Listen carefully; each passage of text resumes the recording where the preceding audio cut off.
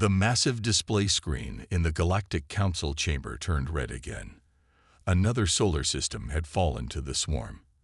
Ambassador Gray watched with tired eyes as the holographic map updated, showing yet another cluster of worlds consumed by the unstoppable enemy. "That's the third system this week," someone whispered in the darkness. The sound echoed through the giant circular chamber where the most advanced species in the galaxy sat in growing despair. The council members looked nothing like each other. Some had scales, others had feathers, and a few were even made of pure energy. But today, they all shared the same expression: fear. Ambassador Gray stood up slowly. His silver skin reflected the red warning lights as he walked to the center of the chamber. As the representative of the Centauri, one of the oldest races in the galaxy, others always listened when he spoke. But today, he was about to suggest something that many would call crazy. "My fellow council members," he began, his voice steady despite his nervousness, "we have tried everything. Our best weapons cannot stop the swarm. Our strongest shields fail against them. Our fastest ships cannot escape them." He paused, looking around the room. "But there might be one option we haven't considered." The council leader, a being of pure light, turned slightly brighter, their way of showing interest. "Speak, Ambassador. At this point, we will consider any solution." Gray took a deep breath. 3 months ago, our explorers found a new intelligent species. They are young, primitive by our standards. They still use physical weapons. They burn fuel for energy. They haven't even colonized all the planets in their own system. He touched a control panel, and the holographic display changed to show a blue-green planet. "They call themselves humans." Confused murmurs filled the chamber. "How could primitives help us?" someone asked. "We are the most advanced species in known space." "That's exactly why we should ask them," Gray replied. "The swarm adapts to everything we throw at it. Our weapons are too advanced. Our tactics are too perfect. The swarm learns and evolves faster than we can develop new technology." He gestured to the image of Earth. "But these humans, they're different. They think differently. They still solve problems the old way, with brute force, with simple solutions, with tricks and tactics that we would never consider." The council leader floated closer. "What makes you think they could succeed where we have failed?" Gray played a recording. It showed humans testing nuclear weapons, launching rockets, fighting wars. "Look at them. They're still figuring things out. They make mistakes. They learn from them. They try crazy ideas. Most importantly, they never give up. When something doesn't work, they try something else, usually something no advanced species would ever think of." "They seem violent," one council member observed. "They are," Gray agreed. "But right now, we need violent. We need unpredictable. We need crazy ideas. The swarm beats us because it knows how we think. But humans?" He smiled slightly. "I've been studying them. Even they don't know what they'll do next." The chamber fell silent as the council considered his words. The holographic display continued to show scenes from Earth. Humans building, fighting, exploring, failing, trying again. Finally, the council leader spoke. "The risk is too great to ignore any possibility. Ambassador Gray, you have permission to contact Earth. But be careful.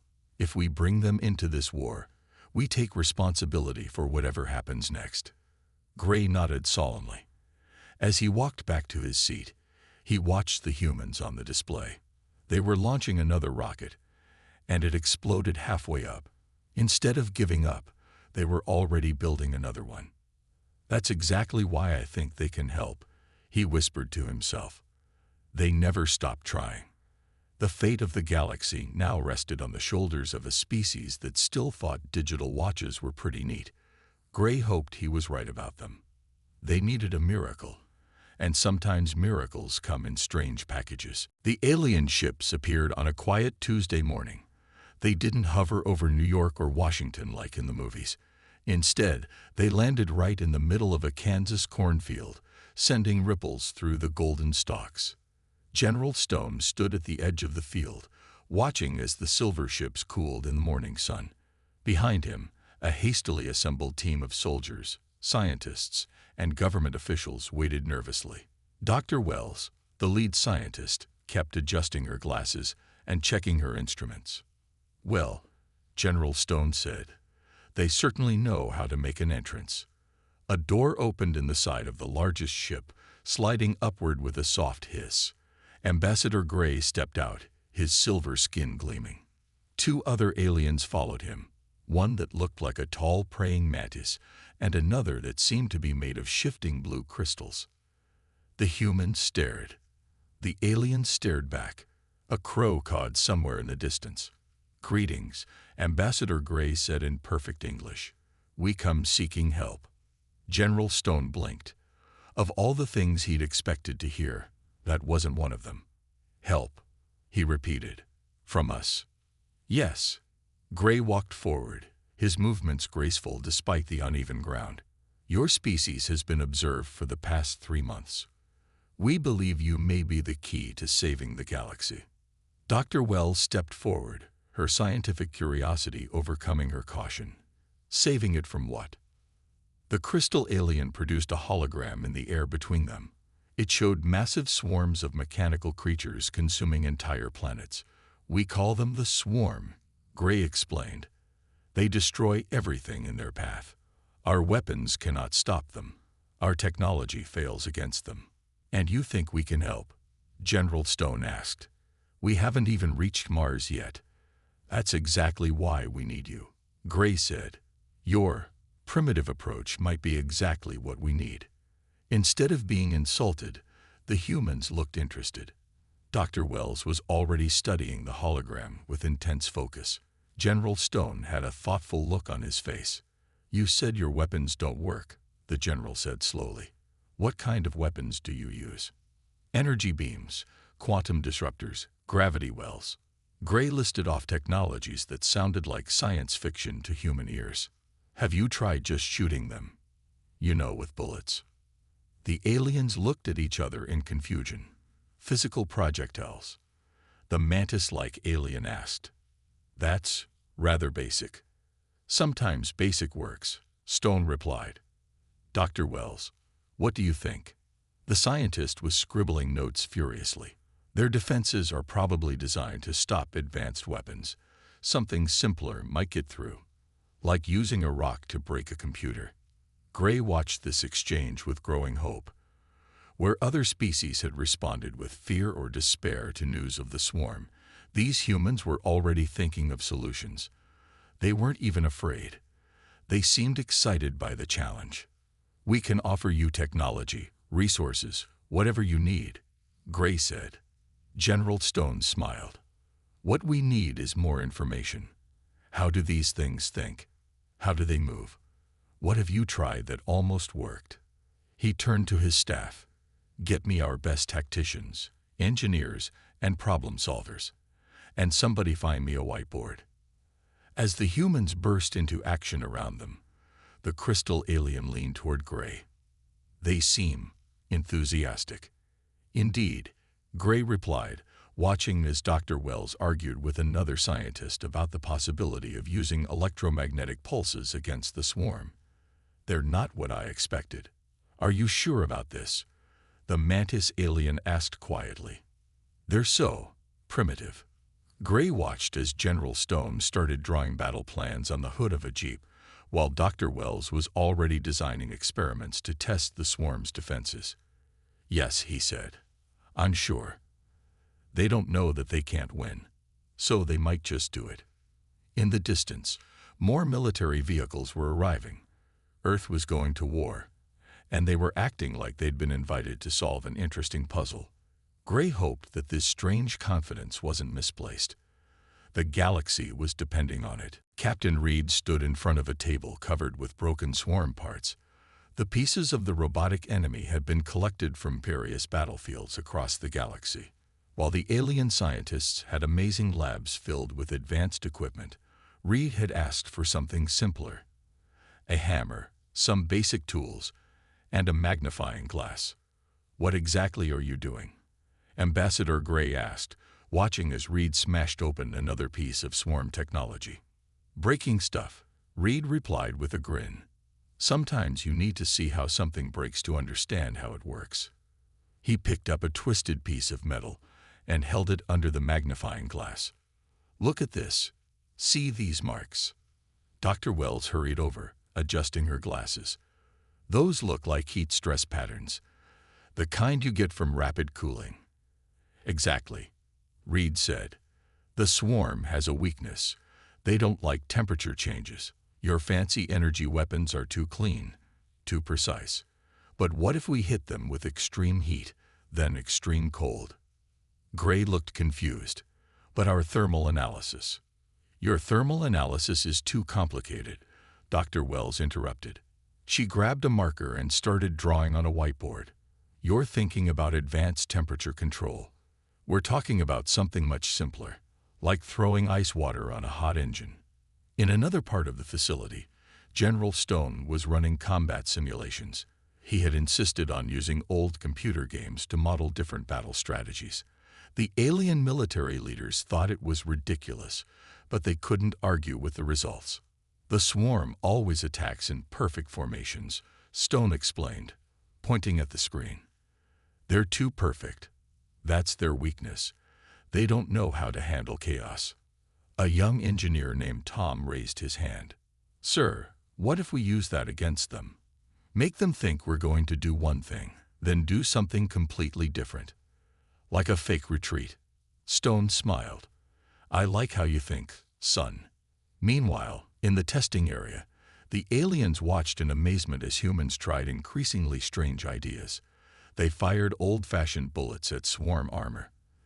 They tested different radio frequencies to jam their communications. They even tried using magnets to disrupt their systems. "This is not how we usually conduct research," the crystal alien said to Gray. "That's exactly the point," Gray replied. "Look at them. They're not afraid to try anything. They don't care if an idea seems stupid. They just want to see what works." Dr. Wells burst into the room, waving a paper excitedly. "We found something. The swarm's outer shell. It's not just armor. It's their sensor system, too. And it has a major flaw." Everyone gathered around as she explained. The swarm's advanced sensor system was designed to detect and adapt to any high-tech weapon, but it completely ignored simple physical impacts. A rock thrown at the right spot could do more damage than the most powerful laser. "It's like they evolved beyond simple attacks," Reed said. "They're so advanced that they forgot to guard against the basics." General Stone was already planning how to use this information. "We'll need to modify our weapons, make them simpler, not more advanced. And we'll need to change our tactics too." The alien military leaders looked doubtful. "You want us to go backwards?" one asked. "Sometimes you have to go backwards to move forward," Stone said. "Trust me, the swarm won't expect it." As the humans continued their work, Gray watched with growing hope. Where his people saw primitive methods, he now saw brilliant simplicity. Where they saw crude tools, he saw effective solutions. The humans weren't just helping. They were completely changing how the war would be fought. "They really are remarkable," the crystal alien admitted. "They solve problems in ways we would never think of." "Yes," Gray said, watching as Reed demonstrated how to disable a swarm unit with nothing more than a slingshot and some ice. "That's exactly why they're going to win." The war against the swarm was about to change. Sometimes, the best way to fight the future was with the past. The bridge of the Starship Liberty was nothing like the alien vessels. Where their ships had sleek holographic controls and AI interfaces, Commander Blake had insisted on physical buttons and manual controls. The aliens thought it was a step backwards. They were about to learn how wrong they were. Swarm fleet detected. The radar operator called out, 300 ships, perfect diamond formation." Blake smiled. The swarm always used perfect formations. They were about to learn why that was a bad idea. "Is everyone in position?" he asked over the radio. "Red team ready," came the reply.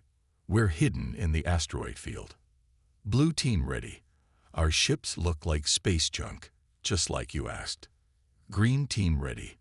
The old fishing nets are in place. The alien advisor on the bridge, a being of pure energy named Light, flickered in confusion. Fishing nets. In space.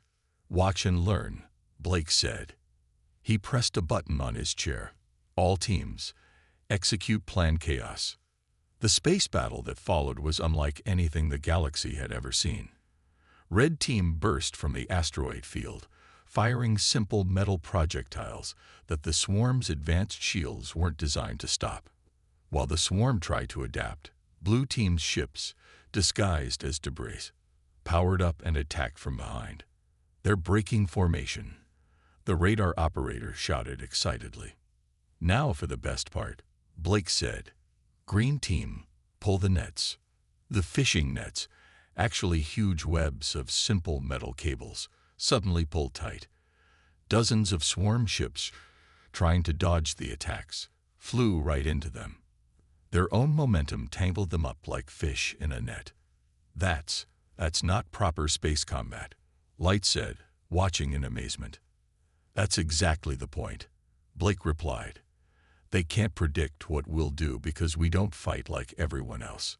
In another sector of space, Captain Reed was leading his own unique attack. His ships carried huge tanks of water. They would heat it into steam with the ship's engines, shoot it at the swarm ships, and then expose it to space's vacuum.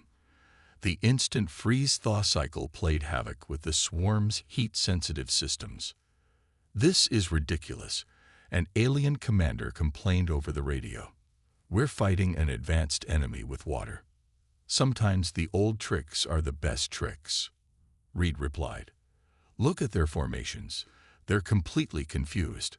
The swarm ships, programmed to counter energy weapons and high-tech attacks, had no idea how to handle these primitive tactics.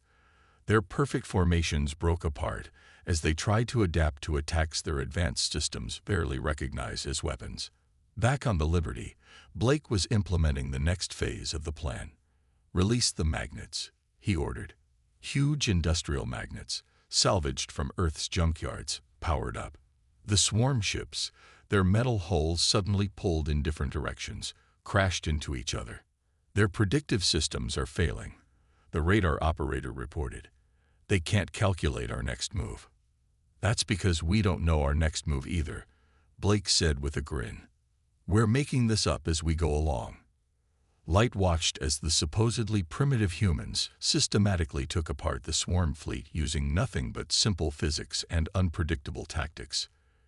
Your ships are less advanced, they admitted, but your strategies. Sometimes you don't need the best technology, Blake explained. You just need to think differently. He turned to his crew. Now, who's ready to try out those giant space slingshots Dr. Wells designed? The battle continued, with human ships darting in and out of asteroid fields, using space debris as weapons, and generally fighting in ways that broke every rule of modern space combat. The swarm, for the first time in history, was retreating. As the last swarm ships fled, Light turned to Blake. I understand now, they said. We've been fighting them wrong all along. We tried to be more advanced. You showed us that wasn't the answer. Blake nodded, watching his crews reel in their space nets for another use. The most advanced weapon isn't always the best weapon. Sometimes you just need a really big rock and a good throwing arm. The battle was won, but the war wasn't over. However, for the first time in years, the galaxy had hope, and it came in the form of humans using the simplest solutions to solve the most complex problems. Engineer Tom sat in front of an old computer that he brought from Earth. While the aliens had rooms full of quantum computers and AI systems, he was typing on something that looked like it belonged in a museum.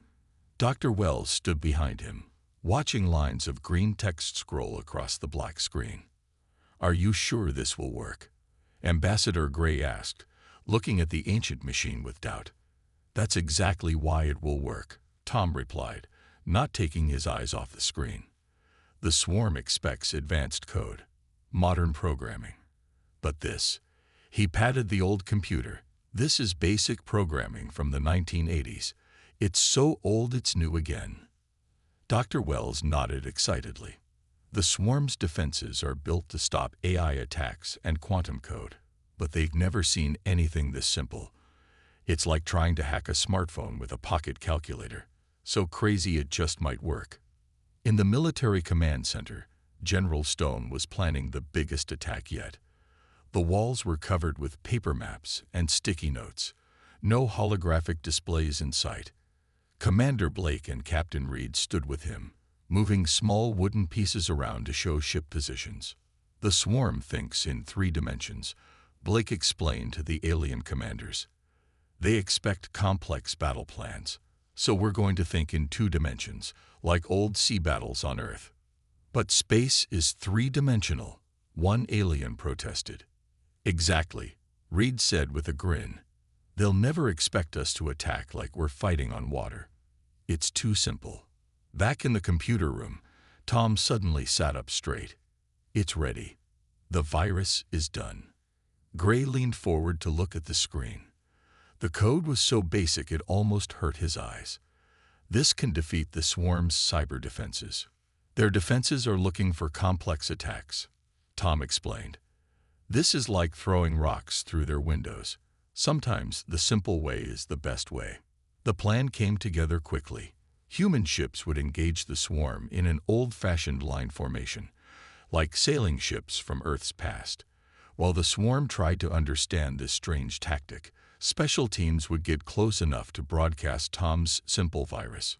One more thing, Dr. Wells said, holding up what looked like an old radio. We're not going to use advanced transmission methods. We're broadcasting the virus using AM radio waves. AM radio. Light flickered in confusion. That technology is prehistoric. Exactly, Tom said. The swarm's communication systems are so advanced, they don't even notice these old frequencies. It's like they're deaf to them. The alien council gathered to hear the final plan. General Stone stood in front of them with a simple whiteboard, drawing the battle plan with markers. This is insanity, one council member said. You want us to fight like we're in Earth's ancient past. Sometimes the past has the answers the future needs, Stone replied. He pointed to his drawing. The swarm expects us to fight tomorrow's war. Instead, we're going to fight yesterday's war. And that's why we'll win. The council chamber erupted in argument, but Ambassador Gray stood up, silencing them all. I've learned something watching the humans, he said. We thought advancement meant always moving forward, but sometimes you need to step back to see the whole picture. He turned to Stone. You have the council's approval. Fight this war your way. As the humans prepared for their biggest battle yet, Tom sat at his old computer, making final adjustments to his virus. Dr. Wells worked on her radio transmitters. The fleet got into position, forming lines like ancient battleships. It's like poetry, Gray said to Light as they watched the preparations. We spent centuries advancing beyond our past, and now the past might be our only hope for the future. The next day would bring the largest battle in galactic history, and it would be fought with technology centuries out of date. The humans weren't just thinking outside the box. They'd thrown the box away entirely. The galaxy was about to learn that sometimes the best way forward is to go backward first. Operation Throwback began at dawn, Earth time. The combined fleet of human and alien ships formed a straight line in space, just like old wooden ships from Earth's age of sail. The swarm's massive fleet approached in their usual perfect geometric patterns. They're probably wondering if we've lost our minds, Commander Blake said from the bridge of the Liberty. He watched as the enemy fleet drew closer. All ships, maintain formation. Remember your history lessons about crossing the T. Ambassador Gray stood on the bridge of the alien flagship, watching the unusual battle formation with nervous hope. Are you sure about this, General Stone? Stone nodded, calm and confident. Naval battles worked for centuries on Earth. The math is simple, but effective. Sometimes old wisdom is the best wisdom. The swarm fleet came to a stop, as if confused by the primitive formation. That's when Tom's voice came over the radio. Virus broadcasters ready. AM frequencies standing by. All ships, Blake commanded, fire forward batteries. The space battle that followed looked nothing like modern combat. The human ships fired in coordinated broadsides, just like sailing ships of old. The swarm's perfect formation broke apart trying to deal with this ancient fighting style. They can't predict our moves, the radar operator shouted excitedly. Their combat computers are failing. That's when Tom's virus hit, broadcast on simple AM radio waves that the swarm's advanced systems didn't even register as a threat. The basic code invaded their network. Like a Stone Age spear piercing advanced armor, the simple programming tore through their defenses. It's working, Dr. Wells exclaimed, watching the data on her old radio equipment. The virus is spreading through their whole fleet. The swarm ships began to move erratically. Some fired at their own allies. Others simply shut down. Their perfect formations fell apart completely as the primitive code wreaked havoc in their advanced systems. Now for Phase 2, Stone ordered. Release the magnets. Hundreds of powerful magnets, stolen from Earth's junkyards, activated at once. The disabled swarm ships, unable to resist the simple magnetic pull, crashed into each other. It looked less like a space battle, and more like a massive game of marbles. "This is incredible," Gray whispered, watching the mighty swarm fleet fall to pieces. "We spent years developing advanced weapons, and you're defeating them with magnets and old radio signals." "Sometimes the simplest solution is the best solution," Stone replied. He turned to his communications officer. "Signal all ships, begin the fishing net maneuver." Giant nets of metal cable deployed between Allied ships, catching the confused swarm vessels like fish in a trawler's net. Those that tried to escape faced coordinated broadside fire from the battle line. "Enemy fleet is in full retreat," the radar operator announced. Cheers erupted across all channels.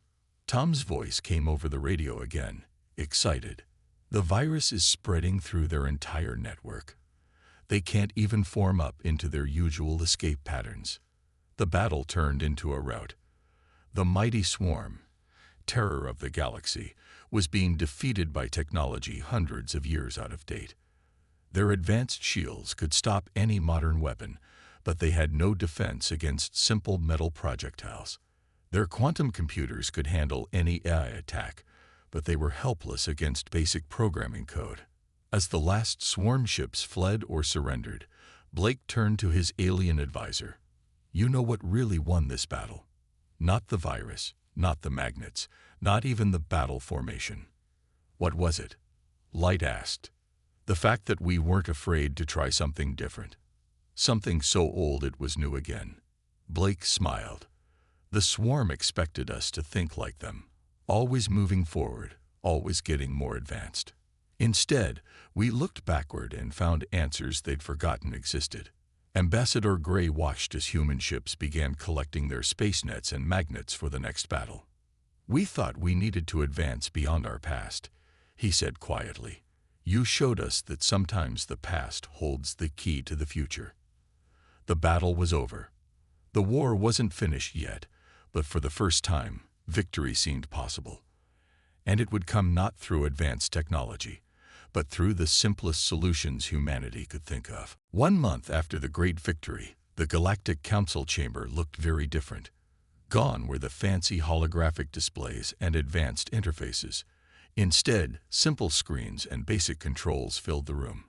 And at the center of it all sat a new member, General Stone, Earth's first representative to the Council. "The last swarm forces have been defeated," Ambassador Gray announced to the gathered delegates. Their network was completely destroyed by the human virus. They couldn't adapt to. "What did you call it, Tom?" Engineer Tom looked up from his old computer, where he was still writing simple programs. Basic programming. Sometimes the old ways are the best ways. The council chamber had changed in other ways too. Where once the advanced races had kept themselves separate, now they mixed freely with the humans. Dr. Wells was teaching alien scientists about simple electromagnetic principles. Commander Blake was showing alien military leaders how to fight using old Earth naval tactics. "We have learned a valuable lesson," the council leader said, their light dimming thoughtfully. "We thought advancement meant always moving forward, always becoming more complex. We forgot the value of simplicity." Stone nodded. "There's an old saying on Earth, if it ain't broke, don't fix it." Sometimes the simple solution is the right solution. Around the chamber, evidence of this new thinking was everywhere. Alien ships now carried simple backup controls alongside their advanced systems. Military units practiced both modern and ancient tactics. Scientists studied old technology with new interest. "We've started an exchange program," Gray announced. "Our people will learn Earth's old technologies and simple solutions. In return, we'll share our advanced knowledge, but with a new understanding that newer isn't always better." Light, who had watched the humans win their greatest victory, flickered in agreement. The swarm was defeated not because humans were primitive, but because they remembered what we had forgotten, that sometimes you need to step backward to move forward. Captain Reed, standing near a display showing the rebuilt defense fleet, grinned. "We're keeping the space nets and magnets, by the way. And we got some ideas about using old fishing trawler techniques for patrol missions." The council chamber filled with laughter, something that had never happened before the humans arrived. Even the most serious delegates had learned to appreciate humanity's unique approach to problems. Dr. Wells stood up, holding what looked like a simple mechanical calculator. "We've been working on new hybrid technologies, combining your advanced systems with our simple backup methods. The best of both worlds. And that's the real victory," Gray said. "Not just defeating the swarm, but learning to see things differently. Learning that progress isn't always a straight line forward." The council leader turned to Stone. "Humanity has earned more than just a seat on this council. We would like Earth to lead our new defense initiative. Your perspective, your primitive wisdom, may be exactly what this galaxy needs." Stone looked around the chamber, at the mix of advanced aliens and simple human tools, at the blend of new and old that had saved the galaxy. "We'd be honored," he said, "but on one condition. We keep things simple." "I think we can all agree to that," Gray replied with a smile. As the council meeting ended, Tom was showing some alien engineers his collection of old Earth technology. Light was learning how to use a paper map. Dr. Wells was explaining the beauty of mechanical systems to a group of fascinated alien scientists. Outside the chamber windows, the stars shined brightly on a galaxy forever changed. The mighty swarm had been defeated not by the most advanced weapons, but by the simplest solutions. Humanity had proved that sometimes the best way to solve a problem was to think backward, not forward. And somewhere out there, alien ships practiced their new battle formations, flying in straight lines like old Earth sailing ships, ready to defend the galaxy with a perfect blend of the past and the future.